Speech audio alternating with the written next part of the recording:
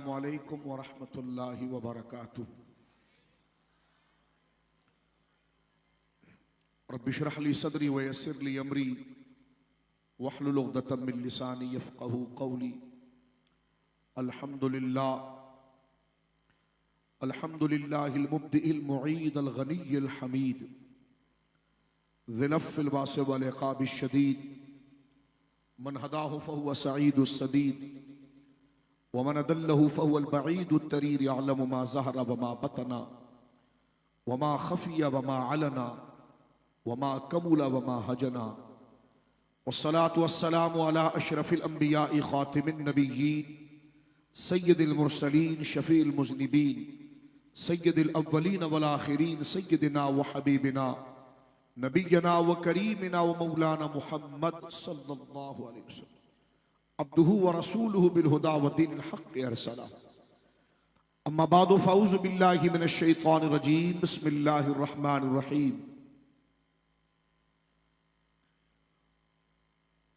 व सयुजन्नबुल अत्क़ा अल्लज़ी यु'ती मालहु यतज़क्का व मा लि अहदिन इंदहु मिन निअमतिन तुजज़ा इल्ला इब्तिग़ाअ वजहि रब्बिहिल अअला व लसौफ़ यरज़ा। आमन्तु बिल्लाहि सदक़ल्लाहुल अज़ीम। व क़ाल नबी सल्लल्लाहु तआला अलैहि वसल्लम अन तअबुदल्लाह कअन्नका तराहु फ़इन लम तकुन तराहु फ़हुव यराक औ कमा क़ाल अलैहिस्सलातु वस्सलाम।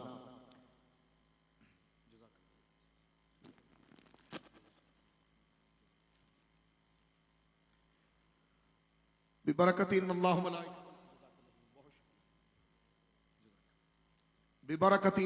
व मलाइकतहु युसल्लूना अलन नबिय्यि या अय्युहल्लज़ीना आमनू सल्लु अलैहि व सल्लिमू तस्लीमा।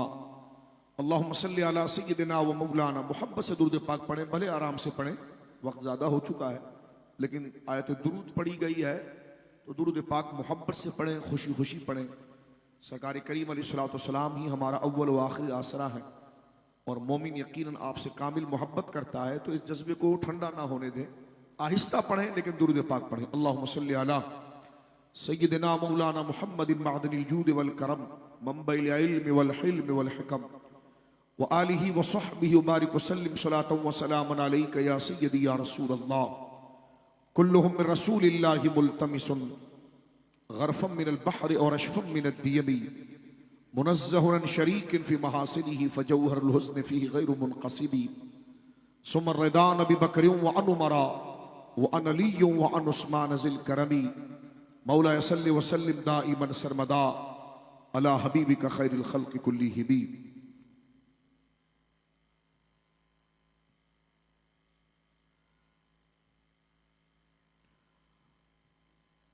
उनके मौला के उन पे करोड़ों दुरूद, उनके अस्हाब व इतरत पे लाखों सलाम। अस्दक़ुस सादिक़ीन सय्यदुल मुत्तक़ीन चश्मे गोशे विज़ारत पे लाखों सलाम।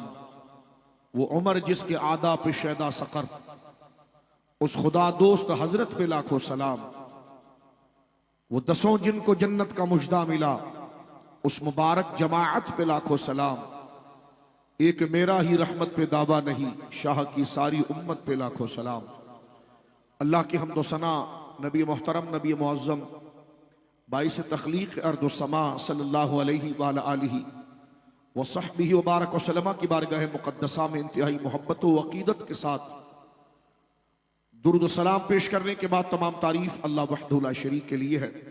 आज का ये मुबारक और मुक़द्दस उर्स पाक का इज्तिमा हुजूर खलीफा मुफ्ती आज़म हिंद हज़रत क़िबला अल्लामा मौलाना पीर मुफ्ती अब्दुल शकूर साहब कादरी फारूकी रज़वी नूरी रहमतुल्लाहि ताला अलैह, आज का ये मुबारक इज्तिमा हज़रत क़िबला सैयदी मुफ्ती अब्दुल शकूर रहमतुल्लाहि ताला अलैह का ये उर्स मुबारक है और जिसकी सदारत फरमा रहे हैं ज़ेब सज्जादा आस्ताना हाजा डॉक्टर पीर मुफ्ती अतीकुर रहमान साहब क़िबला अतालल्लाहु बक़ाहू। अल्लाह रब्बुल आलमीन जल्ला वाला क़िबला साहबजादा वाला शान को लंबी उम्र बिल आफियत अता फरमाए और हुजूर खलीफा मुफ्ती आज़म हिंद हज़रत अल्लामा मौलाना मुफ्ती अब्दुल शकूर साहब फारूकी रज़वी रहमतुल्लाहि ताला अलैह के मिशन को मजीद मजबूती के साथ आगे बढ़ाने की तौफीक अता फरमाए और इस हल्का मुबारका के साथ जितने अफराद जुड़े हुए हैं अल्लाह रब्बुल आलमीन तमाम को बेहतरीन जज़ा अता फरमाए। वक्त काफ़ी तवील हो चुका है, तवालत पकड़ चुका है, कोई लंबी गुफ्तगू या तकरीर का ये जलसा मुतहम्मिल नहीं। कसीर तादाद में उलमाए किराम मौजूद हैं। मेरे साथ तशरीफ लाए उस्ताजुल उलमा हज़रत अल्लामा मौलाना कारी अशरफ गुरमानी साहब क़िबला दामत बरकातुहुल आलिया अहले सुन्नत की एक मुअस्सर और एक मजबूत आवाज़, हज़रत खतीब अहले सुन्नत मुजाहिद अहले सुन्नत हज़रत अल्लामा मौलाना क़िबला ज़ीशान मदनी साहब दामत बरकातुहुल आलिया, कसीर तादाद में मशाइख़ अहले सुन्नत के सरहुमुल्लाह उलमा अहले सुन्नत मौजूद हैं। अल्लाह रब्बुल आलमीन जल्ला वाला हमें हर बुजुर्ग, हर साहिब मंजिलत व अज़मत की कदर करने की अल्लाह तौफीक अता फरमाए। मेरे दोस्तों बुजुर्गों, उर्स की बज़म का होना माना क्या है, इसको अक्सर जिक्र किया जाता है। उर्स जो है, उर्स का माना शादी के है, शादी को उर्स कहते हैं और दुल्हा और दुल्हन को अरूस कहा जाता है। इसको शादी यानी बबाना खुशी इसलिए कहा जाता है कि वो लम्हा जब मोमिन इस दुनिया से रुखसत होता है और अपनी कब्र में पहुंचता है तो जामे तिर्मिज़ी शरीफ के हदीस के जब उससे 3 सवालात होते हैं, साहिब मिशकात ने नकल किया कि मर रब्बो का, मा दीनों का, मा तक़ूलु फ़ी हक़्क़ि हाज़ा रजुल, मन नबियों का, कि तेरा रब कौन है, तेरा दीन क्या है, तेरे नबी कौन है। तो वो मैयत जब उसके तमाम सवालों के जवाबात दुनिया के अंदर तकवा और तहरत और शरीयत की पाबंदी और अल्लाह की रिजा पर जो जिंदगी गुजारी है, उसके फजल, उस इस्तिकामत, उस तरबियत की बरकत से कब्र के अंदर वो तीनों सवालों के जवाबात दे देते हैं। तो फिर अल्लाह की तरफ से ये इनाम होता है, फरिश्ते अल्लाह की तरफ से कहते हैं कि नम, अब आप सो जाओ, का नौमतिल अरूस, ऐसे सो जैसे दुल्हा सोता है। तो ये उन हजरात औलिया कामिलीन की मकबूलियत, जाहिर सी बात है सबसे बड़ी आजमाइश वो इम्तिहान है जो कब्र के अंदर सवाल पूछा जाएगा। इसीलिए मैं और आप कलमा पढ़ते हैं, नमाजों की पाबंदी रखते हैं, शरीयत मुताहरा के साथ वाबस्ता रहते हैं, हर वो खुराफात और गलत काम से बचने की कोशिश करते हैं। अगर ख्वाहिशात नफ्सी से, शैतान के वसवसे और बहकावे से अगर हम उसमें मुब्तला भी हो जाएं तो फौरन याद आने पर अल्लाह की बारगाह में इस्तिग़फ़ार और रुजू करते हैं। तो ये तमाम तर कोशिशें, इम्तिहानात, ये तमाम मश्क इस एतबार से है कि ये दुनिया मुझे और आपको जो मिली है, ये अल्लाह के अहकाम और उसकी फरमानबरदारी और उसकी रिजा, उसको राजी करने में गुजारनी है। तो बंदा जब कब्र के अंदर जाता है तो हमने रब को कितना राजी किया और रब हमसे कैसे राजी हुआ और हमने जिंदगी कैसे गुजारी, इसकी सदाकत जब हो जाती है कि जब कब्र के अंदर सवालों के जवाबात में मोमिन लड़खड़ाता नहीं, जवाब दे देता है। और वो खुशनसीब लोग जिन्होंने बड़ी बेदारी के साथ, बड़े होश के साथ और बड़े जागते हुए इस दुनिया की आजमाइश को आजमाइश समझते हुए, इम्तिहान समझते हुए, आखिरत को दारुल बका और अपने अजर की जगह यकीन करते हुए दुनिया की ख्वाहिश में अपने आप को आलूदा करने की बजाय, शैतान के वसवसों और खुराफात में आलूदा करने की बजाय वो हमेशा अल्लाह की रिजा, उसकी फरमाबरदारी के काम जो ड्यूटी लगी वो करते रहे, तो अल्लाह रब्बुल आलमीन उनको इम्तिहान में कामयाब फरमाता है। और जो इम्तिहान में कामयाब हो जाते हैं उनको ये मुजदा दिया जाता है कि तुम सो जाओ, अब तुम्हारे करीब ना कोई अजाब है ना कोई दिक्कत है, बल्कि तुम सो जाओ, आराम करो, और ऐसे आराम करो जैसे बिस्तर पर दूल्हा आराम करता है, कि जो उसके मतलब की चीज है उसको मुहैया की जाती है, जो उसकी ख्वाहिश की चीज है उसको गोया के तकमील कर दी जाती है।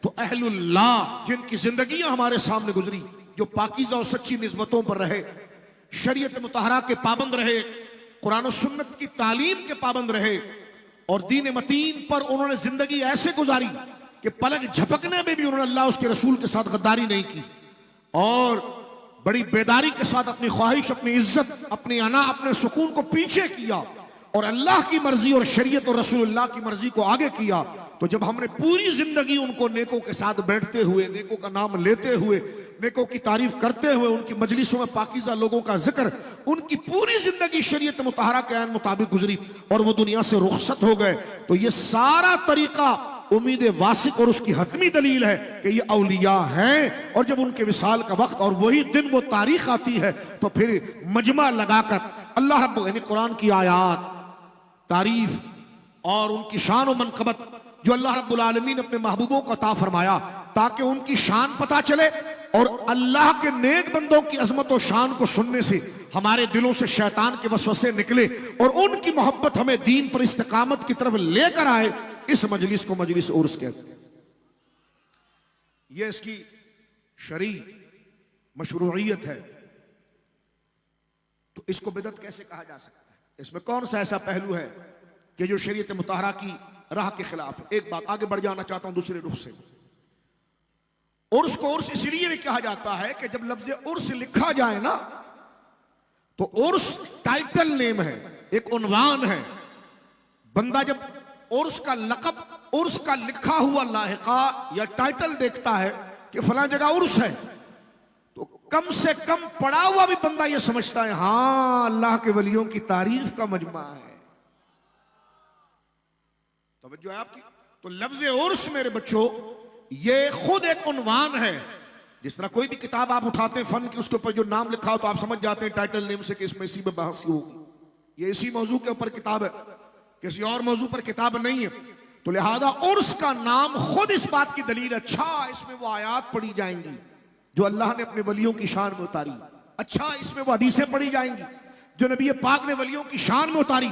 तो लिहाजा ये लफ्ज खुद इस बात पर मुशीर है और एक आम बंदा भी इस बात को जानता है कि इसमें खुराफात नहीं होंगे, बल्कि इसमें वो काम होंगे कि जो कुरान में जिक्र किए गए हैं वलियों की शान में, जो हदीस में जिक्र किए गए। मैं इसको तीसरे एंगल से आपके सामने जिक्र करके जल्दी से आगे बढ़ जाना चाहता हूं, क्योंकि उन्वान आपने उर्स रखा है तो, और ये उर्स मुबारक ही है। हुजूर क़िबला पीर तरीक़त रहबर शरीयत हज़रत क़िबला सैयदी अब्दुल शुकूर रज़वी रहमतुल्लाहि ताला अलैह का। तो फिर इसका तीसरा रुख ये है जो मैं अक्सर आपको जलसों में समझाता हूं, फिर आगे आ जाना चाहता हूं, क्योंकि सादा बच्चे बैठे हैं इसलिए मैं आगे बढ़ जाना चाहता हूं, लेकिन हमेशा नहीं, बार बार बताया जाता है। आप कहेंगे शाह साहब ये तो आपने फलां जलसे में बताया था। मैंने कहा बेटा जो सबक होता है उसको बार बार दोहराया जाता है। फिर आगे की मंजिलत, उसी बुनियादी सबक को दोहरा कर फिर हम कुछ खास बात आपसे करना चाहेंगे मुख्तसरन। और उसका एक माना यह भी है कि ऐसी मजलिस जिसमें अल्लाह वालों की तारीफ हो। तवज्जो है आपकी? क्योंकि आसान अंदाज में सुनिए कि कुरान करीम में सिर्फ नमाजों के बारे में तो आयतें नहीं, यानी नमाजों के बारे में भी अल्लाह ने बयान, अल्लाह का बयान मौजूद है और वलियों की शान का भी बयान मौजूद है। कह लगे हाँ, तो मैंने कहा पढ़ेगा कब? आसान सी बात, पढ़ेगा कब? मैं एक दफा एक जगह बैठा था, एक बंदे से बात नहीं करता, लंबा आए मेरे पास, क्योंकि अभी रजब भी आ रहा है ना, रजब शरीफ भी आ रहा है। तो मुझसे कह लगे आप क्या रजब के दिन 27 रजब को मस्जिदें सजाते हैं, लोगों को जमा करते हैं और वाज करते हैं? तो मैंने कहा क्या करते हैं? सरकार की शानें बयान करते हैं। कहते हैं इसकी शरई दलील क्या है? मैंने कहा हुजूर को मेराज हुई थी? कह लगे हाँ। मैंने कहा कुरान में मौजूद है? कह लगे हाँ। मैंने कहा सूरह नजम की 18 आयतें बयान करती? कह लगे हाँ। मैंने कहा सूरह बनी इसराइल की पहली आयत बयान करती? कह लगे हाँ। मैंने कहा सूरह ज़ुखरुफ की 2 और आयतें बयान करती? कह लगे हाँ। मैंने कहा कुरान की 22 आयतें मेराज को बयान करती? कह लगे हाँ। मैंने कहा बुखारी किताबुस सलात की पहली हदीस मेराज के बयान में? कह लगे हाँ। मैंने कहा नसाई की हदीस किताबुस सलात बयान में? हाँ। मैंने कहा हाँ, तो पढ़ेगा कब? हाँ हाँ हाँ। और कुछ समझे कोरंगी वालों? क्योंकि हम मदरसे वाली तकरीर तो नहीं करेंगे, थोड़ा कोरंगी का लहजा भी आपके पास रखेंगे। यानी खुद मैंने कहा कह दीजिए मेराज क्या है? ये आप क्या 27 रजब को महफिलें सजाते हैं? मैंने कहा आप उर्दू नहीं आती आपको? कह जाती। तो मैंने कहा लिखा हुआ ना मेराजुन नबी सल्लल्लाहु अलैहि वसल्लम। कह लगे लेकिन महफिल क्यों सजाते हैं? तो मैंने कहा हुजूर को मेराज हुई है? कहने कहा हाँ। मैंने कहा कुरान की 22 आयतें मेराज पे? कह लगे हाँ। मैंने कहा बुखारी की हदीस से? कह लगे हाँ। तो मैंने कहा अबे पढ़ने के लिए कहीं मजलिस तो लगाएगा ना?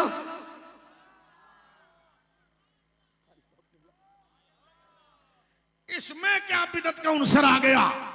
तो उर्स भी वो महफिल है। मैंने कहा बच्चू बता कुरान के अंदर औलिया की शाने है कि नहीं? कह लगे है। हाँ, तो मैंने कहा पढ़ा। जब पढ़ेगा तो मजमा लगेगा का लग जाएगा। तो मैंने कहा मजमा लग गया तो कुछ उन्वान देना पड़ेगा कि तेरे अब्बा का सोयम है या वली का उर्स है। तो जैसा तू उन्वान देगा वैसा उस पर तारीखी हो जाएगी।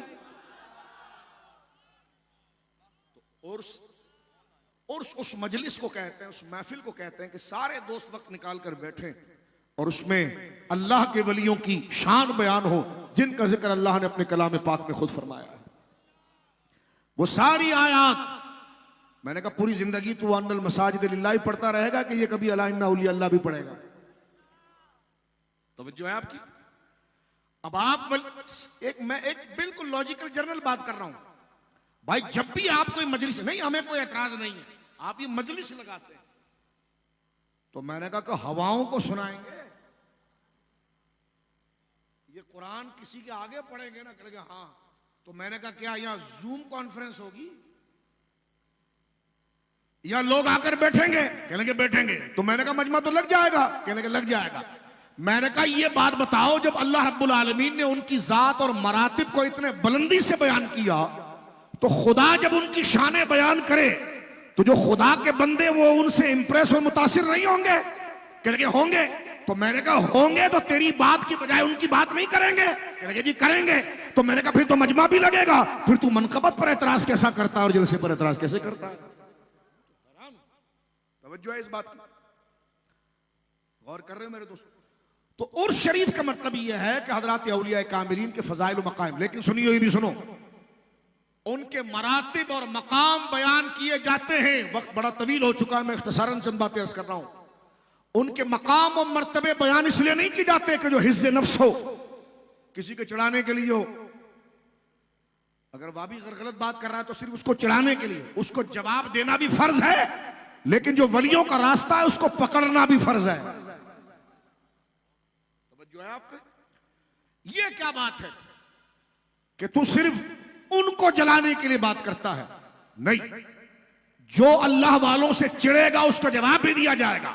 लेकिन उर्स का मतलब हिज्जे नफ्स, अपने नफ्स को लज्जत नहीं देना।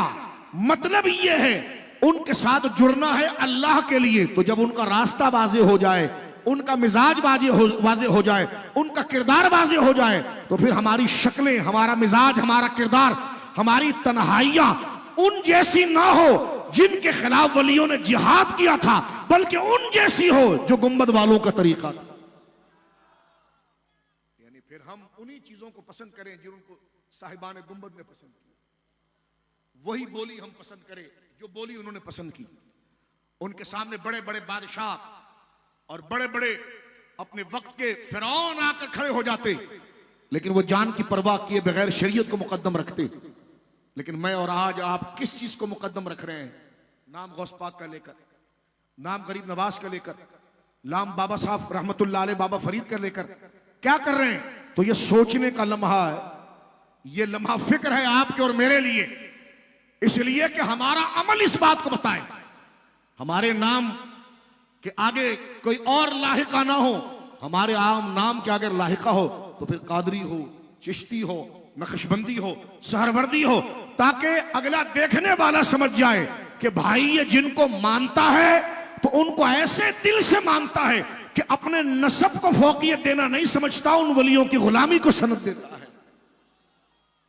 तो जो आप लिहाजा फख्र से कहा करें कि हम कादरी हैं, चिश्ती है, निजामी है, नक्शबंदी है, मुजद्दिदी है, उन वलियों की निस्बत से, क्योंकि ये लाहिका हमें शर्म भी दिलाएगा, हमारे लिए तालीम भी होगी और एक गांठ और गिरह भी होगी गुमराही से में मुब्तला होने से रोकने के लिए। और फिर वलियों का जो तरीका रहा, जो अमल रहा, वही बोली हम इख्तियार करें। अल्लाह रब्बुल आलमीन, क्योंकि यही सीधा रास्ता, यही बोलिए।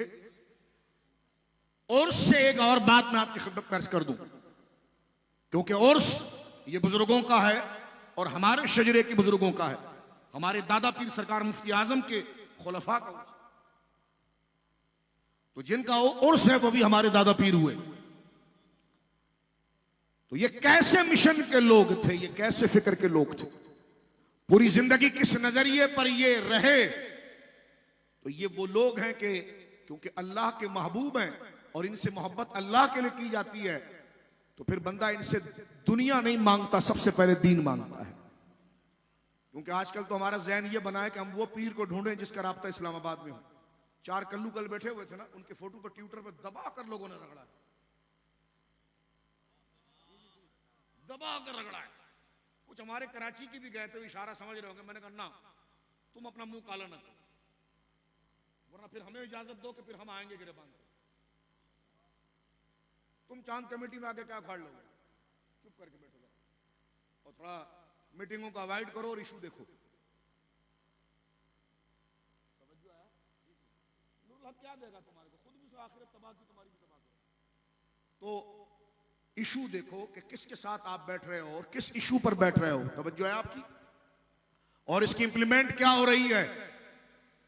और अगर वाकई में आप बैठ रहे हो तो ग्राउंड पर इज्जत सहाबा अहले बैत के लिए आपकी क्या वर्किंग है। ये तमाम चीजें अपनी जगह पर मौजूद है। मेरे दोस्तों बुजुर्गों, आप तवज्जो कीजिए कि जिन औलिया, अब मैं आसान कर रहा हूं, जिन वलियों का जिक्र करने हम आए हैं, इसका मतलब है कि हम सब खुद सुपुर्दगी के लिए आए हैं, उनको अपना इमाम, अपना रहनुमा, अपना कायद बना रहे हैं।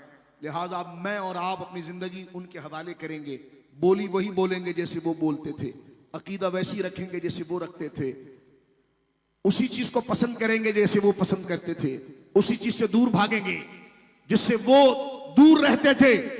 यह मकसद का असल वजह। शरीस की हैसियत बताने के बाद सारे सुन्नी बैठे हैं, ना यो कोई काला बैठा है ना 24 नंबर बैठा, सब सुन्नी बैठे हैं। तो जब सुन्नी सब बैठे हैं तो फिर मगज़े मौजू क्या है? मगज़े मौजू है कि हमारा किरदार ऐसा ही होना चाहिए जैसे अल्लाह के वलियों का। क्योंकि ये तो बड़ा जुल्म होगा कि हम अल्लाह वालों के साथ मोहब्बत करें और उनके साथ जुड़े रहें, बोलियां अपनी अलग बोलें, किरदार अपना अलग बनाएं, मामलात अपना अलग बनाएं। तो ये कितनी बड़ी नाशुक्री है कि सीधा रास्ता हमारे सामने वाज़े हो गया। रब से जो हमने सीधे रास्ते की दुआ की थी कि या अल्लाह चलेंगे उनके रास्ते पर जिन पर तूने इनाम किया, वो रास्ते वाले सामने आ जाएं मेरे दोस्तों बुजुर्गों, हम उनका रास्ता छोड़कर भाग जाएं, ये कैसे हो? लिहाजा वलियों की शान, ये चंद बातें समझ में आ रही है। ये तरबियत मेरी और आपकी है कि वलियों को मानना इसलिए है, वली होता है खुदा का दोस्त। खुदा का दोस्त वही बनता है जो उसी बात को पसंद करता है जिसको अल्लाह पसंद करता है।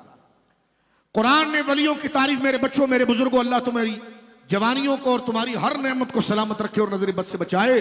गौर कीजिए, औलिया के पास बंदा आता अल्लाह के लिए है। वो कह लगे हम तो इनके मुरीद इसलिए हुए हैं कि थाने में इनकी बड़ी चलती है।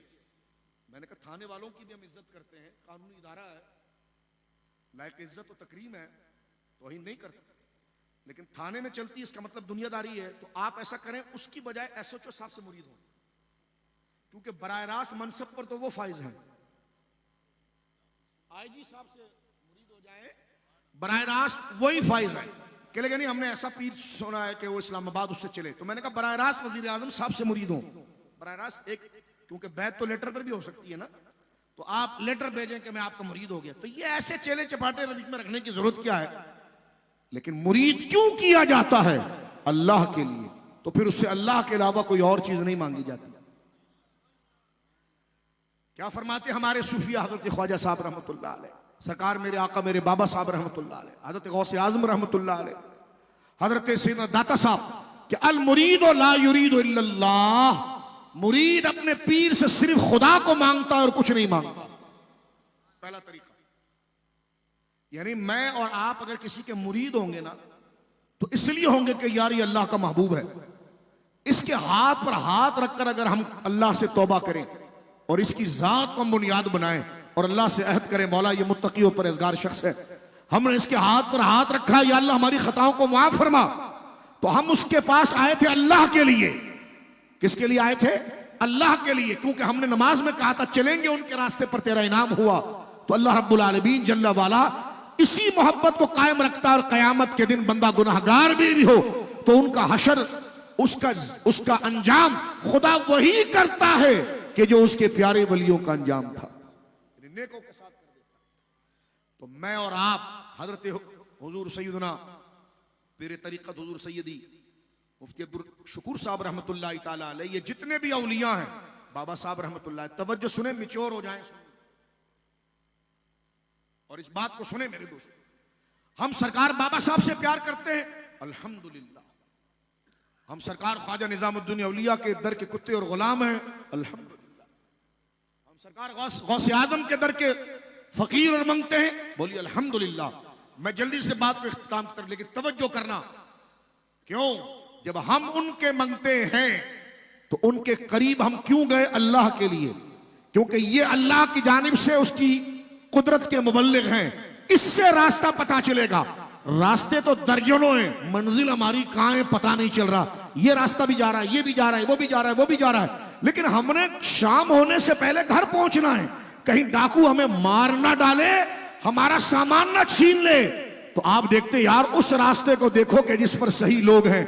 तो कुरान ने कहा कि सिराते मुस्तकीम वो रास्ता है जिस पर हमारे नेक बंदे चले हैं। इसी रास्ते पर अल्लाह मिलता है, इसी रास्ते पर अल्लाह। अरबी जबान में सबील भी कहते हैं, सिरात भी कहते हैं, शारे भी कहते हैं।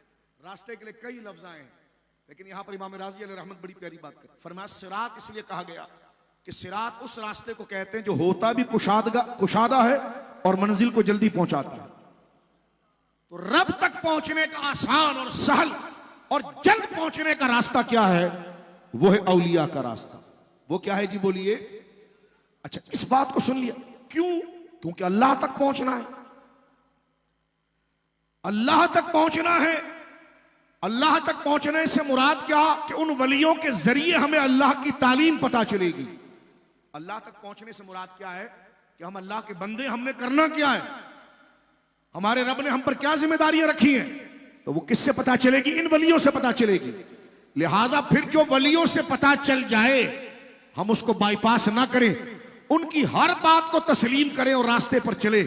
और अगर वो कहे कि अगर वो शरीयत के खिलाफ बात करे, तो मैंने कहा जब शरीयत के खिलाफ बात करेगा तो वली रहेगा कैसे? क्योंकि कुरान ने वली की तारीफ यह की कि अल्लज़ीना आमनू व कानू यत्तकून। वली की निशानी यह है, सबसे पहले उसका अकीदा बिल्कुल ठीक होगा और उसका अमल बिल्कुल ठीक होगा। ईमान, अकीदा, तकवा, उसका अमल। अल्लाह के बारे में वही अकीदा होगा, रसूलुल्लाह के बारे में वही अकीदा होगा, सहाबा के बारे में वही अकीदा होगा, कुरान के बारे में वही अकीदा होगा जो बिल्कुल अल्लाह रब्बुल आलमीन की मर्जी के मुवाफिक है। मेरे दोस्तों, आज ये बहुत उलझाव पैदा हो जाता है कि ये बंदा अपनी बात कर रहा है, वो बंदा अपनी बात कर रहा है अकीदे के अंदर। तो इसीलिए इमाम अहले सुन्नत ने लिखा कि इज़ा तहय्यरतुम बिल उमूरि फस्तईनु बि अहलिल क़ुबूर। जब तुम्हारे सामने ऐसे रास्ते आ जाएं कि हर बंदा अपनी भांत भांत की बोली बोल रहा है, तो तुम मुड़ कर देखो कि गुंबद वाले क्या बात करते थे।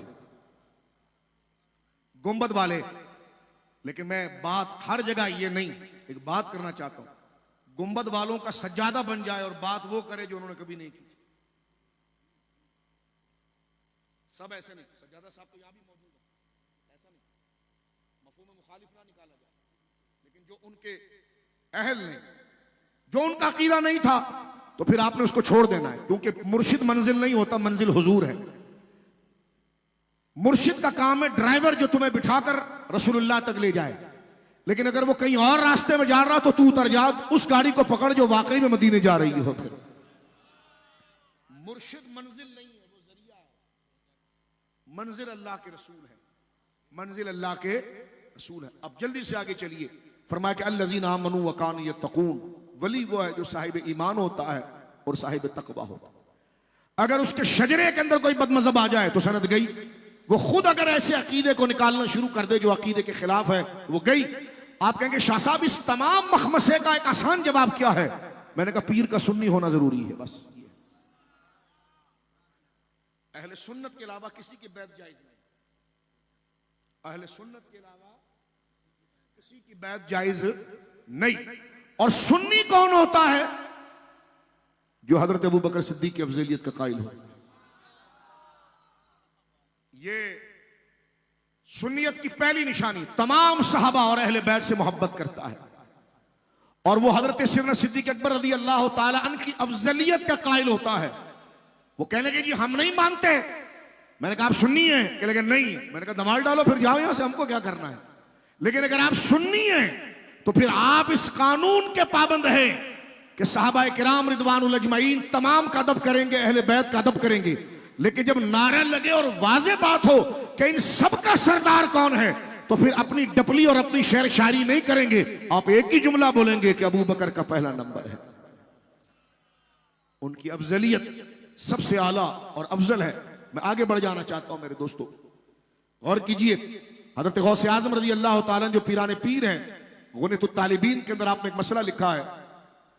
आपसे जब पूछा गया कि हम आपसे तालीम लेना चाहते हैं अकीदे की, तो गौसे आजम रज़ी अल्लाह ताला ने ये तालीम दी। तवज्जो से सुनिए, आप इरशाद फरमाते हैं, क्योंकि तसव्वुफ और तरीकत की बात है, गौसे आजम तरीकत के भी इमाम, शरीयत के भी इमाम। आप फरमाते हैं, इसको मेरे बच्चों यूं समझो कि सारी उम्मतें, जितने नबी आए और उनके मानने वाले आए, उनमें सबसे बड़ा दर्जा उसका है कि जिन्होंने नबी पाक को माना, यानी हुजूर की उम्मत का दर्जा है। लेकिन हुजूर की उम्मत तो कयामत तक आएगी, मैं और आप सब उम्मत में। फिर गौसे आजम कहते हैं, सारे नबियों के मानने वालों में गौसे आजम फरमाते हैं सबसे ऊंचा दर्जा हुजूर सैयद आलम खातमुन नबीयीन की उम्मत का है। और फरमा फिर हुजूर की उम्मत में सबसे बड़ा दर्जा उनका है जो हुजूर के जमाने के लोग थे, जिन्होंने अपनी आंखों से हुजूर को देखा था। फरमाया फिर उनमें सबसे बड़ा दर्जा उनका है कि जिन्होंने हुजूर के साथ जिहाद और इस्लाम की गलबे के लिए उस दरख्त के नीचे हुदैबिया के मकाम पर हुजूर के हाथ पर बैत की थी। फिर गौसे आजम कहते हैं, जिस तरह सारी खुदाई में सबसे बड़ा रुतबा उम्मतों का है, उम्मतों में सबसे बड़ा रुतबा हुजूर की उम्मत का, उनमें सबसे बड़ा रुतबा हुजूर के दौर के लोगों का, हुजूर के दौर में लोगों का उनका रुतबा जिन्होंने हुदैबिया में हाथ पर बैत की थी। फिर उनमें उनका रुतबा जो बदर में आ गए थे। फिर उनमें किसका रुतबा? फरमा जो 4 खलीफा हैं। फरमा उनमें कौन? फरमा वो अफदलुल अरबा थे अबू बकर, उन चारों में जो सबसे ऊपर है वो अबू बकर सिद्दीक है। ये हजरत सैयदना गौसे आजम ने फरमाया। तवज्जो है आपकी, ये सैयदना। लिहाजा अगर कोई शेख साहब, कोई आलिम साहब इससे हटकर कोई गुफ्तगू करें तो उनकी खिदमत में अदब के साथ ये नजराना पेश किया जाएगा कि आप कादरी हैं, जिलानी हैं। तो ये बात गौसे आजम रज़ी अल्लाह ताला ने लिखी है। अगर आपके इल्म में नहीं है तो पढ़ लीजिए और अपने आप को भी बचाइए, मुरीदों को भी बचाइए। लेकिन वो कह के ठीक है लिखी, ठीक है, लेकिन मेरा आज जरा जज्बा थोड़ा बढ़ गया है, मैं थोड़ा आज कवाली में बहुत मस्त हो गया हूं, तो मैंने जनाब जो है वो ये अकीदा रख लिया है, तो आप कहेंगे फिर पीछे हटिया। हम तुझसे जुड़े थे गौस पाक के लिए, तो हम तेरी क्या बात माने, हम तो गौस पाक की बात माने। तवज्जो है आपकी। तो लिहाजा सहाबाए किराम, जुमला सहाबाए किराम की मोहब्बत हम पर लाजिम है, लेकिन बकौल गौसे आजम रज़ी अल्लाह ताला के उन चारों में सबसे बड़ा रुतबा हजरत अबू बकर सिद्दीक का। बोले ना सुभान अल्लाह। हजरत अबू बकर सिद्दीक रज़ी अल्लाह ताला, आपकी विलायत और शान और अजमत क्या है? सबसे बड़ी विलायत यही है ना कि जो हुजूर का कुर्ब मिल जाए। विलायत क्या है? रब किससे राजी होता है? जो मुस्तफा के करीब हो जाए। और मुझे बताइए कि जब हम कुर्ब मुस्तफा करीम की बात करते हैं तो आज भी गुंबद उसकी गवाही दे रहा है कि सीने के साथ अबू बकर उमर आराम फरमा रहे हैं। सारी शख्सियात सरकार मौला मुर्तजा सदुल्लाह अल गालिब और तमाम अजिल्ला साहबा अहले बैत हुजूर के मुकर्रब हैं, लेकिन खुद मौला मुर्तजा ये बात करते हैं, पीरों के पीर मौला मुर्तजा ये बात करते हैं। बुखारी शरीफ की हदीस है, फरमाया मैंने हमेशा रसूलुल्लाह सल्लल्लाहु अलैहि वसल्लम अपने आका से ये बात सुनी है कि सरकार अलैहिस्सलाम से जब भी हम किसी मामले में पूछते तो हम हुजूर को उस मामले के जवाब में तन्हा नहीं पाते, बल्कि हुजूर हमसे यही कहते, हाँ ज़हब तो आना अबू बकर व उमर, दखल तो आना अबू बकर व उमर, खरज तो आना अबू बकर व उमर। हजरत मौला मुर्तजा की यह गवाही है। फरमाया हमेशा हमने ये देखा कि सरकार दो आलम सल्लल्लाहु अलैहि वसल्लम जब किसी मामले को जिक्र करते तो ये दोनों शख्सियत रसूलुल्लाह के इतने मुकर्रब है कि हजरत शेर खुदा ये कहते हैं कि हमेशा हमने सुना कि हुजूर से अगर पूछा जाए हुजूर आप कहां जा गए, फरमा मैं और अबू बकर उमर वहां गए। हुजूर आप कहां से आ रहे हैं, फरमा मैं अबू बकर उमर वहां से आ रहे हैं। हुजूर आप कहां जाना चाह रहे हैं, मैं अबू बकर। यानी फरमाया ये दो शख्सियात का जाते मुस्तफा से कुर्ब इतना था, चूड़े काले तेरी बकवास को हम क्या सुने। मौला शेर खुदा कहते हमेशा मैंने रसूल के साथ इन दोनों का नाम सुना। मौला के गुलाम, मौला के गुलाम, ये मौला का अकीदा। बोलो ना सुभान अल्लाह। यानी ये माइयत शेखैन की उनकी जाते मुबारका के साथ सरकार करीम अलैहिस्सलाम की, और सरकार करीम अलैहिस्सलाम ने जामे तिरमिज़ी शरीफ के हदीस से एक बात वाज़ेह फरमाई। सहाबाए किराम को एक अजीब बात पर ईमान का वाकया सुनाया कि सूरतन वो बात बड़ी अजीब है, लेकिन जिसका ईमान अल्लाह की तौहीद पर जितना मजबूत होगा और अल्लाह हर शय पर कादिर है उस पर मजबूत होगा तो वो माने बगैर नहीं रह सकता। इस तसव्वुर में हुजूर एक मिसाल बयान करते हैं और एक हकीकी वाकया बयान करते हैं। यूं समझे, सरकार ने फरमाया कि एक बंदा बकरियां चरा रहा था, जामे तिरमिज़ी की हदीस है, सैयद बकरियां चरा रहा था कि भेड़िया आया और उसने बकरी को दबोच लिया। भेड़िए की खुराक ही बकरी है, जो उसकी खुराक में से पकड़ लिया। तो जो चरवाहा था उसने डंडे से हकाला, उसको भगाया और अपनी बकरी बचाई। ये हुजूर वाकया सुना रहे हैं, नबी बोलो सुभान अल्लाह। बकरी को बचाया और भेड़ियों को भगाया। हुजूर फरमाते भेड़िया दूर जाकर बैठ गया और उसी बकरी वाले के चरवाहे की जुबान में बात करने लगा। कहने लगा आज तो मुझे तुमने बचा लिया इससे, लेकिन वो दिन याद रखना जो हिसाब व किताब व क़यामत का दिन होगा। आज तो जो चाहे बच जाए जिससे, लेकिन उस वक्त कोई नहीं बचेगा। हर एक को अपने अमाल नामे का हिसाब देना पड़ेगा। अब कितनी अजीब और मुहय्यरुल अक़ल बात है कि भेड़िया इंसान की बोली कैसे बोलेगा। तवज्जो है, भेड़िया इंसान की बोली कैसे बोलेगा। जनाब रसूल करीम इस वाक़े को सुनाकर बताया। हैरानगी की बात है ना, हैरानगी की बात है ना कि भाई भेड़िया कैसे बात करेगा। लेकिन हुजूर कहते हैं आमन तो आना अबू बकर व उमर, कोई माने ना माने मैं इस पर ईमान लाया, अबू बकर लाया और उमर लाया। ये मंजिलत और कदर अल्लाह रब्बुल आलमीन ने शेखैन करीमैन को अता फरमाई। इसीलिए सरकार मौला मुर्तजा जो अपने दर्जे में इमामुल मुत्तकीन हैं, आपने हाथ पकड़कर हजरत अबू बकर को मुसल्ले पर रखा। फरमाया जब रसूलुल्लाह ने अपनी जिंदगी के अंदर मुसल्ला दिया, और सबसे इज्जत वाला मकाम मुसल्ला है। सबसे इज्जत वाला मकाम दीन में क्या है बोलिए? मुसल्ला। ईमान के बाद सबसे बड़ा दर्जा किसका है? नमाज का है।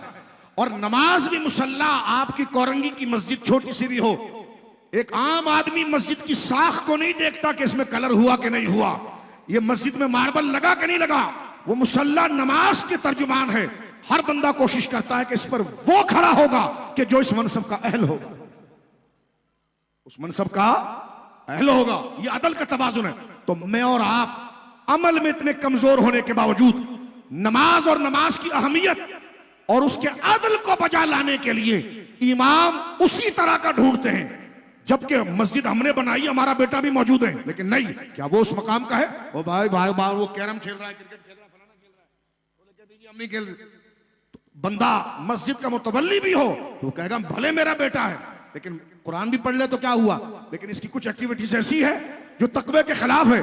लेकिन ये साहब हैं, ना हमारे सूबे के हैं ना शहर के हैं, लेकिन हैं अकीदे और ईमान में मजबूत और है साहिब तकवा। तो अपने बेटे को आप कहेंगे चल पीछे हट, मुसल्ले पर ये आएगा, क्योंकि मुसल्ले पर नसब और हसब नहीं देखी जाती, जो उसके तकाजे का मुस्तहिक है वो देखा। ऐसा है कि नहीं, मुझे बोलिए।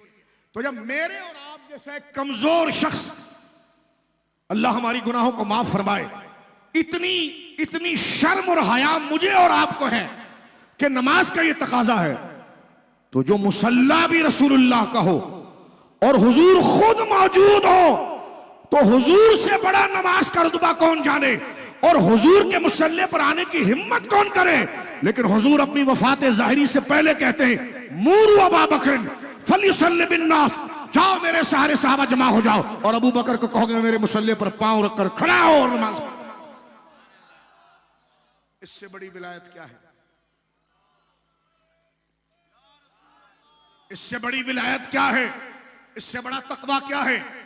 कनाडा का वो नाम याद कादरी अगर ये कहे विलायत फलाना, मैंने कहा तेरे जैसा दाढ़ी मुंडा ईद के दिन वहां पर धरने के अंदर बैठ के नमाज पढ़ाई जो जायज नहीं थी, वो खशखशी दाढ़ी वाला बैठ कर तूने नमाज पढ़ाई, वो भाग गया फिर तू वहां से, इसलिए कि बैठ कर तू नमाज पढ़ा रहे, शर्म कुर्सी पर जायज नहीं, सारे उलमा तेरे खिलाफ खड़े हो, भाग गया तू।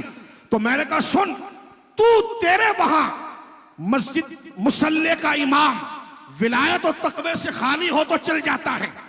जो तूने कनाडा के अंदर नीचे का हॉल उनको तो तेरे वहां तो ये भांड हो सकता है, लेकिन शरीयत मुतारक आदल ये है कि जैसा मुसल्ला कदर वाला है वैसे ही कदर वाला इमाम होना चाहिए।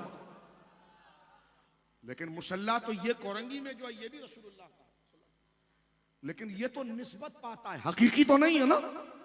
निस्बत पाता है मिंबर, हकीकी तो नहीं है। लेकिन वहां तो वो मुबारक कदम, मुबारक अल्लाह अकबर, जो सरकार करीम अलैहिस्सलाम के कदमैन शरीफैन जहां लगते थे, जिस मस्जिद शरीफ में सरकार का मुसल्ला था, उस पर किसी की जुर्रत थी? साहबा किराम मुसल्ले पर खड़ा होना तो दूर की बात, यहां आम बंदा इमाम के मुसल्ले पर पांव नहीं रखता। वो कहता है जी हटो, इमाम साहब ये नमाज करो। यानी आम उर्दू बोलने वाला सादा सा बंदा वो कहता है जी इस मुसल्ले की बड़ी कदर है, आप इधर आ जाए, मुसल्ले पर ना जाएं। तवज्जो है आपकी? तो जो रसूलुल्लाह का मुसल्ला हो उसकी कदर कितनी है? ये तो सिर्फ निस्बत पा रहा है, ये तो सिर्फ निस्बत पा रहा है। सहाबा किराम हुजूर का मुसल्ला तो दूर की बात, वो तो बड़े शानों वाला है।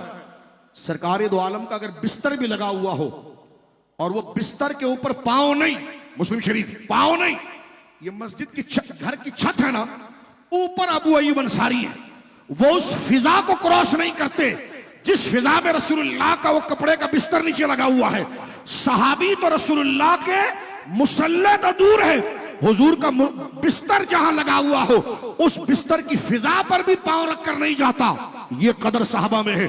तो कौन अपनी मर्जी से मुसल्ले पर आ सकता था?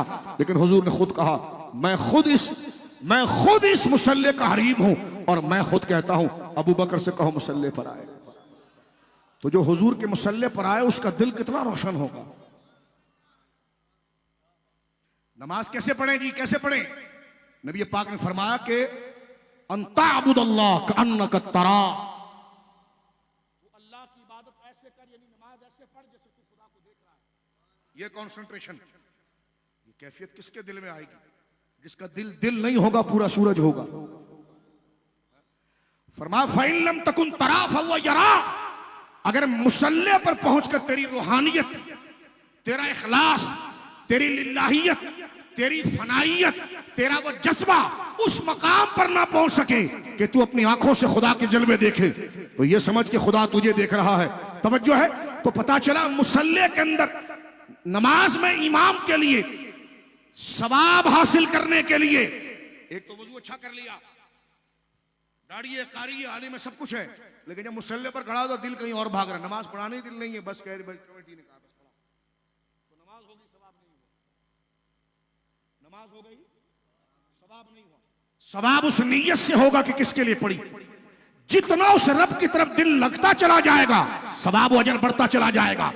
तो जहां रसूल नीयत की बेदारी और कल्ब की सफाई, याद इलाही की मोहब्बत, ये तो सारे सहाबा का सहरा था। उसमें हजरत अबू बकर को आगे कर दिया जाए,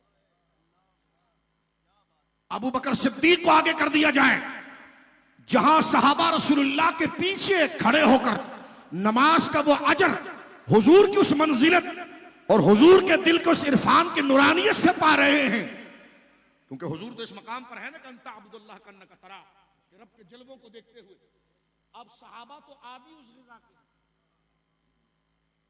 सहाबा तो वो खुद रोशन जमीन है, वो तो आदि उस ग़िज़ा के हैं। वो इस तरफ नहीं कि वो देख रहा है, वो तो इस तरफ है कि हम देख रहे हैं।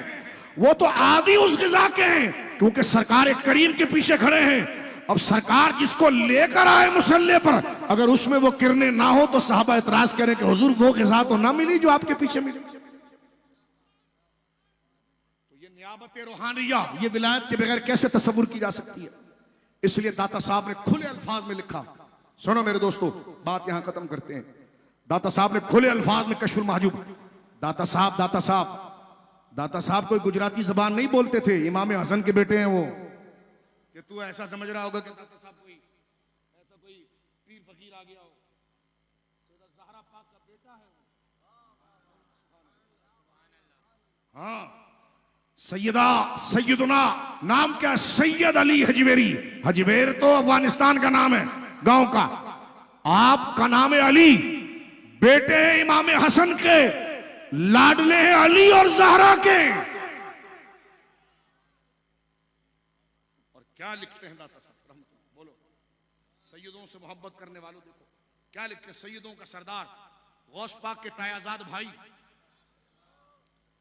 गौस पाक के ऊपर से अब्दुल्ला महज और हजरत जैद से वो सिलसिला चल रहा है।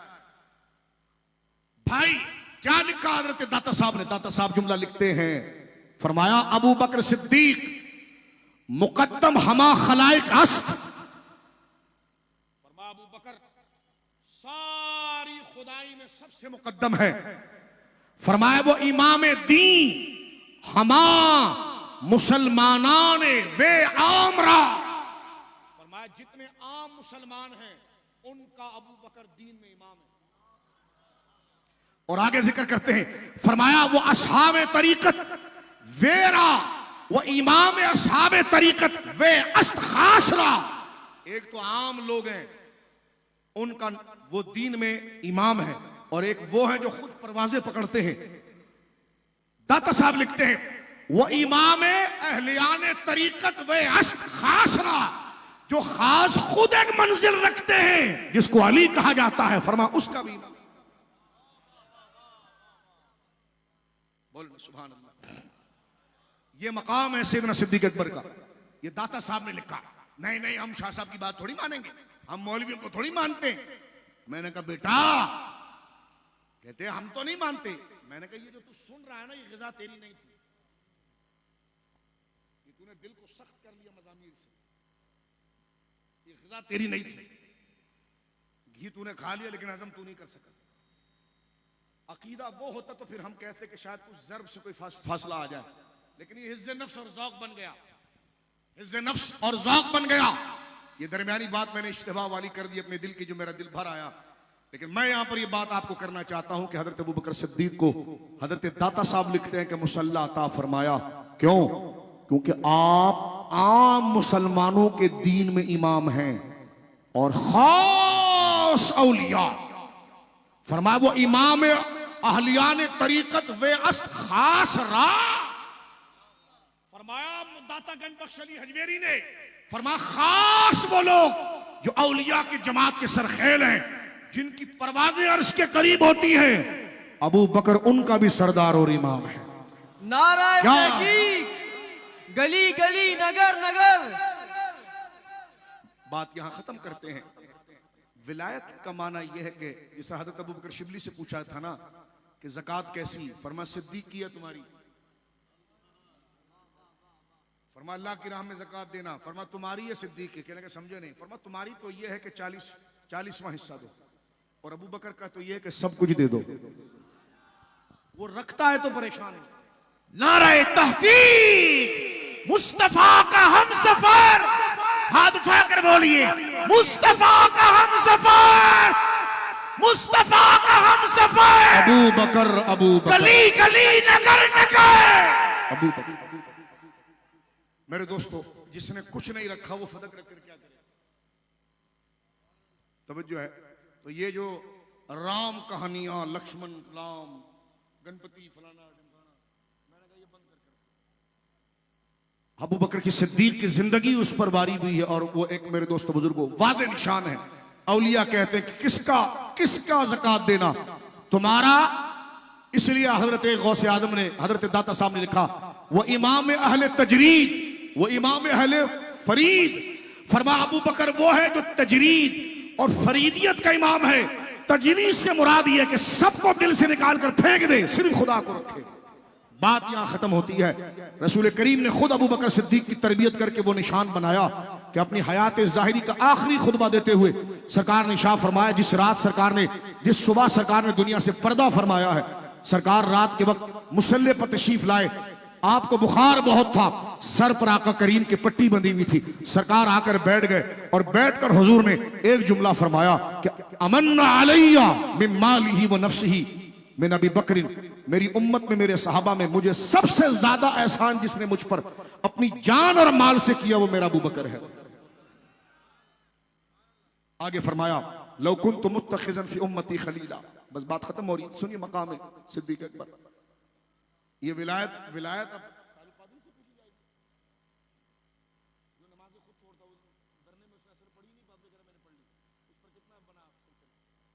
अब तो ये तुमको विलायत बताएगा। जो यहूदियों को मोमिन डिक्लेयर कर रहा है, ये तुमको ईमान बताएगा। उधर कब्र पूरी खोदी हुई थी, वो गुब्बारा फटा तो भाग गया ना, वो कब्र खोदी हुई थी, वो नंगी कब्र छोड़ के भाग गई, इनकलाब आ गई। इमाम हुसैन के खुतबे पढ़ रहे, मैंने कहा ये दुनियादार फजल और ये अकबर के दरबारी, ये तुम्हें विलायत बताएंगे। खुदा इनको तौफीक ही नहीं देता मकाम अबू बकर सिद्दीक पर कलाम, क्योंकि फासिक और फाजिर जैसी फजूर जैसी बात करने वाले, शरीयत को मजाक बनाने वाले, तवज्जो है आपकी, झूठ बोलने वाले, सारी किताबें मौलवियों से लिखा है, फिर कह रहे हैं हमने लिखी है। झूठ बोलने वाले, ऐसा झूठा क्या बोलेगा झूठ। मैंने 14 साल इमाम आजम सुना, इमाम आजम को कब्र में मजार में गए हुए 1000 साल हो गए। बोलेंगे नहीं, मना नहीं था, ख्वाब में पढ़ा। मैंने कहा क्या पढ़ा? मुजाफिले को भी मरफू पढ़ा।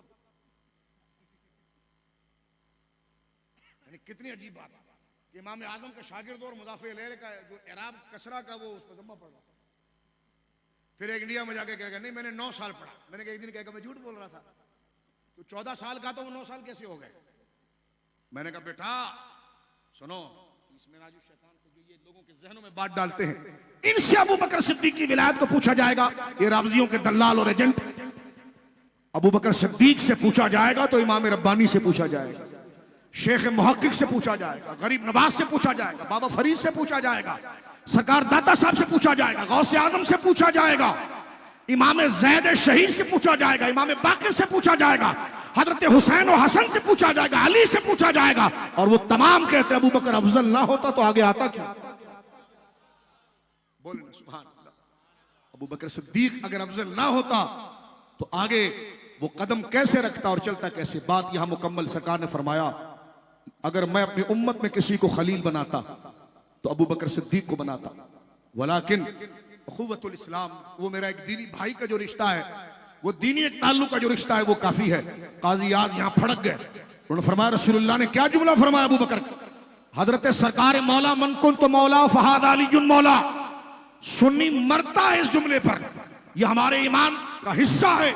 हुजूर ने फरमाया ला युहिब्बुका ए अली ला युहिब्बुका इल्ला मोमिन वला युबग़िदुका इल्ला मुनाफिक। ए अली तुझसे मोहब्बत नहीं करेगा मगर मोमिन करेगा, तुझसे बुग़्ज़ नहीं रखेगा मगर मुनाफिक रखेगा। तवज्जो सुनिए, ये हमारा ईमान है। लेकिन सिद्दीक अकबर के लिए हुजूर ने क्या जुमला फरमाया? फरमाया अगर मैं खलील किसी को बनाता ना तो बस तकरीर खत्म हो गई। जुमला सुने, मैं अगर खलील बनाता तो अबू बकर को बनाता। ये जुमला हुजूर ने किसी से नहीं कहा। खिल्लत विलायत का वो ताज है जिसको कहते हैं ना मुर्शिद अपने जैसा कर दे, अपने रंग में रंग ले कि ना शक्ल का पता चले, ना लिबास का पता चले, ना सूरत का पता चले, ना कद का। खिल्लत वो मकाम। शाह अब्दुल अजीज साहब ने लिखा कि हजरत ख्वाजा बाकी बिल्ला के घर मेहमान आए, घर में खाने को कुछ भी नहीं, करीब में एक बेकरी थी, नान बाई जो नान बनाता था वो आया। उसने देखा ख्वाजा साहब से कई दिनों से एक बात मानता हूं, मुझे मानते नहीं है, आज तो इनकी इज्जत पर बनाई क्योंकि घर मेहमान आया है और ये तो खानदानी बुजुर्ग है, मेहमान को कुछ खिलाए ना तो ये तो शर्मिंदा हो जाएंगे। ख्वाजा बाकी बिल्ला हजरत मुजद्दिद साहब के पीरो मुर्शिद दिल्ली में आराम फरमा रहे, आपके घर में खाने को कुछ नहीं था, मेहमान आ गया, खाली हाथ कैसे जाएगा? नान भाई ने कहा तो बॉन्ड लग गया मेरा। बेकरी वाले ने 2 नान गरम बनाए और पहुंच गया और आगे रखा और मेहमान ने खाया, उसका पेट भर गया। ख्वाजा बड़े खुश हुए उसको देखकर कि तूने मेरे मेहमान की ज़ियाफत की, मेरी इज्जत रखी। जब वो मेहमान को रुखसत किया तो उसको आज खुद हाथ से पकड़ा। क्या कह रहा था कल तू? मुझे एक भाभी कहने लगा कहां लिखा? मैंने कहा लिखने वाली तकरीर खत्म हो गई, अभी हमारी मर्जी की। तेरे बाप के नौकर ने तेरी तकरीर करें, कुछ अपनी दिल की बात नहीं। आज तो ख्वाजा ने हाथ पकड़ कर कहा, फरमाया वो क्या कह रहा था कल तू? कहने लगा मानोगे? फरमाना आज तूने तो बड़ी इज्जत वाला काम किया, मेरा मेहमान आया तो उसके लिए खाना ले आया। ये लंगर करना कोई आम चीज नहीं है। मेरी मस्जिद में जो लंगर करता है ना, मैं उसको वहां से खड़े होकर कहता हूं देख मैं यहां से दुआ कर रहा हूं, आमीन तू कह, क्योंकि तू आमीन कहेगा तो दुआ कबूल होगी। क्योंकि सारे मेहमान आए उस वली के और तू उनकी इज्जत के लिए खाना खिला रहा है। बेटा तूने जियाफत की है। एक खानदानी आदमी के लिए सबसे बड़ा शर्फ ये होता है कि उसका मेहमान उससे राजी होकर जाए। ये कादरी चिश्ती नक्शबंदी जिस आस्थाने पर आते हैं, जो लंगर बांटता है ना, असल चलती उसी। आज ख्वाजा ने कहा हाथ पकड़ करके, तूने तो मेरे मेहमान का पेट भर कर रुखसत किया, मेरी इज्जत रखी, मांग क्या कह रहा था? कहने का अपने जैसा कर दो। हाथ फिर छोड़ दिया, फरमाया फिर तू जिद पड़ा हो, कुछ और मांग। उसने कहा देना तो यही दे दो, आप क्या दे। लेकिन मकाम ऐसा था, हाथ पकड़ के उसको हुजरे में ले गए, दरवाजा बंद किया। ख्वाजा का कद बड़ा ऊपर था और वो जरा गिड्डा कद का था। आपकी रीश मुबारक सफेद थी, उसकी काली थी। शाह अब्दुल अजीज इमाम अहले सुन्नत, काताए रावजियत, फख्र अहले सुन्नत, दिल्ली की मुकद्दस सरजमीन पर आराम करने वाला शहनशाह, हकीमुल उम्मत शाह वलीउल्लाह के जिगर का टुकड़ा, मेरे इमाम अहमद रजा का दादा उस्ताद शाह अब्दुल अजीज मुहद्दिस देहलवी रहमतुल्लाह अलैह कहते हैं, जब हुजरा खुला तो कद भी एक जैसा था, दाढ़ी भी एक जैसी थी, शक्ल भी एक जैसी थी, मकाम भी एक जैसा था। फर्क यह था कि उसकी रूह परवाज कर चुकी थी, ख्वाजा जिंदा। ख्वाजा जिंदा थे, उसकी रूह क्या होगी? परवाज हो गई। यह है वो मकाम, मुर्शिद अपने जैसा कर दे। इसको लाकर सूफियों से कभी पूछना, बगैर ढोल के जान निकल जाए। इस लफ्ज की गहराई को बंदा गौर करे तो वो जंगलों में भाग जाए कि क्या फरमाया गया। फरमाया लौ कुन्तु मुत्तखिज़न फी उम्मती खलीला। खलील कौन कह रहा है? कोई पीर नहीं, रसूलुल्लाह कह रहे हैं। रसूलुल्लाह कहते हैं कि मैं अगर अपनी उम्मत में किसी को खलील बनाता, काजी आस की रगे गैरत फड़की इस पर कि क्या जुमला कह दिया हुजूर ने। खलील उसको कहते हैं कि जिसको दिल में लाया जाए तो फिर कोई दूसरा ना रहे। लेकिन हुजूर ने फरमाया वलाकिन साहिबुकुम खलीलुर रहमान, लेकिन तुम्हारे साहिब खलील अल्लाह है। क्या मतलब? मकाम सिद्दीक सुनो कोरंगी के लोगों, इस बंदर जाकिर के भौंकने को देखो, उस काले खबीस को छोड़ो, रसूलुल्लाह की जुबान से देखो मकाम सिद्दीक अकबर, उसका चेहरा, उसकी जात, उसका बातिन कितना रोशन है। यानी हुजूर ये कह रहे हैं कि मेरा दिल तो सिर्फ मेरे अल्लाह के लिए है, अगर मेरे रब के अलावा किसी और को दिल में रखना होता तो मैं। नारे तकबीर, नारे रिसालत। ये जनाब रसूलुल्लाह कह रहे हैं, सबसे बड़े आरिफ, खुदा की दलील कामिल के मजहर, खिल्लत कहते हैं ऐसे दोस्त के जो दिल में आए तो कोई ना रहे। हुजूर ने फरमाया लेकिन मेरा खलील जो है वो अल्लाह है। यानी क्या फरमाया? अगर ये मुमकिन होता कि अगर किसी और को दिल में बसाया जाता तो मेरे अहले बैत भी हैं, सब मेरी इज्जत वाले हैं, लेकिन खलीलियत के पूरा दिल जिसको दे दूं वो मेरा अबू बकर। फैजान सिद्दीक अकबर, फैजान सिद्दीक अकबर, गली गली नगर नगर मुस्तफा का हम सफर, मुस्तफा का हम सफर। अब एक बेअमल आदमी को क्या पता विलायत क्या होती है। ये जनाब रसूलुल्लाह ने बयान, इससे बड़ा ऊंचा मकाम वलियों में क्या है। इसलिए तो दाता साहब ने ठोक बजा कर लिखा कि फरमाया वो मुसलमानों में आम का इमाम है और अहलियाने तरीकत जिनके दिल रोशन हैं। जो अली के मुसल्ले, अली जिसके मुसल्ले पर पीछे इत्तिबा करे तो वो बंदा खुद कितना रोशन ज़मीर होगा, किस मकाम पर होगा। अल्लाह रब्बुल आलमीन जल्ला वाला इस पाकीज़ा और सुथरे अकीदे की पासदारी करने की हमें तौफीक अता फरमाए। और इंतजामिया से हम कहते हैं बंदरों को लगाम दो, ये जो बकवासे करके क्लिप चलाते हैं इनको अपने बाप का नहीं पता।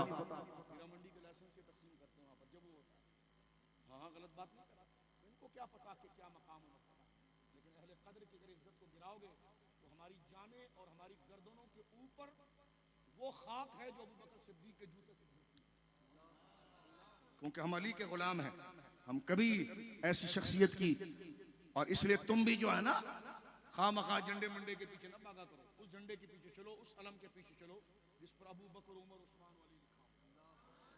यही अबू बकर सिद्दीक का तरीका है, यही उर्स का है। लिहाजा पीर वही होता है जो सुन्नी होता है, और सुन्नी वही होता है जो हजरत अबू बकर सिद्दीक की अफजलियत को मानता है। शेर शायरी में अकीदे नहीं बनते कि आज उन्होंने ये मनकबत पढ़ दी, आज फलाने ने मनकबत पढ़ दी, आज फलाने में। वो एक झक मार रहा था पिंडी के अंदर, वो कहने लगा इमाम महदी भी तो अफजल है। मैंने कहा तेरी शक्ल देख सिखो जैसी, तू बकवास कर रहा है इमाम महदी की, यानी किसके मुकाबले पर किसको तू बयान कर रहा है? इससे बड़ी इमाम महदी की क्या तौहीन? तवज्जो है। तो ऐसे भांत की बोली वालों से जान छुड़ाकर ये जो घराना है जिसकी निस्बत इमाम अहमद रजा से है, और इमाम अहमद रजा उम्मत का तर्जुमान और चौकीदार है, अंदर वही जाता है जो चौकीदार से ताल्लुक रखता है। और बाहर की बात अहले खाना उसी को पेश करते हैं जो चौकीदार पर जिस पर एतमाद होता है। लिहाजा ये आस्ताना मुबारक मानसरा की मुकद्दस ज़मीन पर आराम करने वाली शख्सियत हजरत क़िबला खलीफा मुफ्ती आज़म हिंद हुजूर क़िबला पीर तरीक़त मुफ्ती अब्दुल शुकूर साहब रिज़वी रहमतुल्लाहि ताला अलैह का ये उर्स है। ऐसे वो लोग हैं जो उर्स के मुतहम्मिल हैं। सुन्नी अपने अकीदे को मजबूत रखें और इस नज़रिए पर रहें जो अहले सुन्नत व जमात का नज़रिया है। हजरत आला हजरत इमाम अहले सुन्नत रज़ी अल्लाह तआला की तालीम अगर कुछ याद ना रहे, इस बात को याद रखें कि आला हजरत ने क्या बोला है इस मसले पर। और आपके सामने अगर ये बात आ जाए ना, आला हजरत ने ये बोला है, तो जो तुमने बोला था उससे तौबा करना, फिर उधर आना, क्योंकि आला हजरत किसी बंदे का नाम नहीं, उस आवाज का नाम है जिस पर चारों सिलसिले बोल रहे हैं। अल्लाह रब्बुल आलमीन जल्ला वाला इस मजलिस को हमारी मग़फ़िरत का जरिया बनाए। वाखिरु दावाना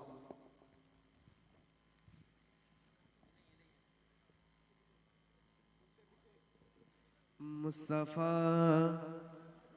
रहमत पे लाखों